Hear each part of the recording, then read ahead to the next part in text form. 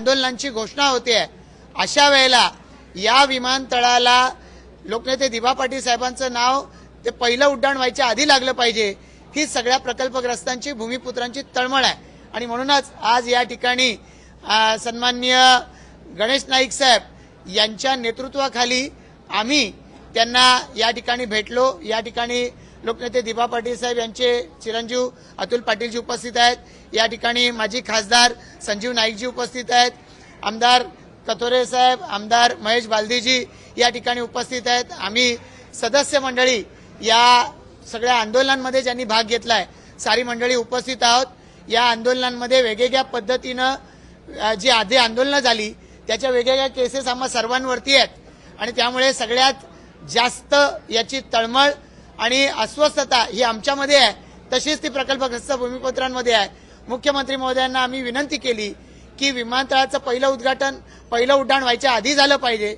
मुख्यमंत्र्यांनी सांगितलं की नेमकं त्याच्या आधी होईल का सांगता येत नाही, पण पंतप्रधानांनी आश्वस्त केलंय, त्यामुळे दिबा पाटील साहेबांचं नाव या विमानतळाला लागणारच हे त्यांनी सांगितलंय।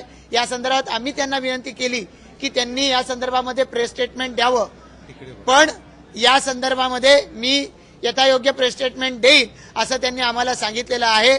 त्यामुळे लवकरच माननीय मुख्यमंत्री महोदय या संदर्भामधलं स्टेटमेंट देतील आणि या संदर्भामध्ये प्रकल्पग्रस्त भूमिपुत्र यांच्यामध्ये जी संदिग्धता आहे ही मिटेल अशी आम्हाला अपेक्षा आहे।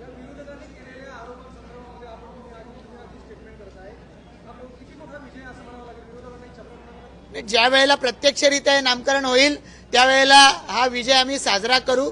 खरं तर प्रकल्पग्रस्त भूमिपुत्र ज्यांनी आंदोलनात भाग घेतला त्यांना या संदर्भामध्ये जाब विचारण्याचा अधिकार आहे, पण ज्यांनी दिबा पाटील साहेबांचं नावही घेतलं नव्हतं, कावीळ होती त्यावेळेला साहेबांच्या नावाची आणि उलट सन्मान्य हिंदू हृदय सम्राट बाळासाहेब ठाकरे यांचं नाव दिलं जावं याच्या पुढे ते शब्दही काढत नव्हते, त्यांना तर आम्हाला कुठलाही प्रश्न विचारण्याचा अधिकारच नाही।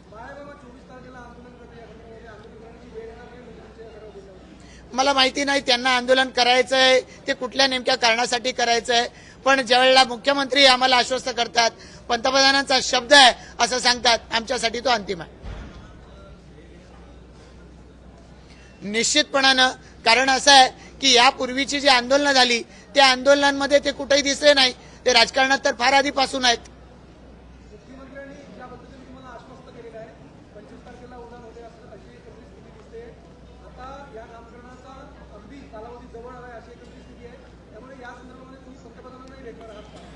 माननीय मुख्यमंत्री महोदयांच्या माध्यमातून आम्ही हे सगळे प्रयत्न करतोय, त्यांच्या नेतृत्वाखाली या संदर्भात जे करायचे ते सगळे प्रयत्न करू।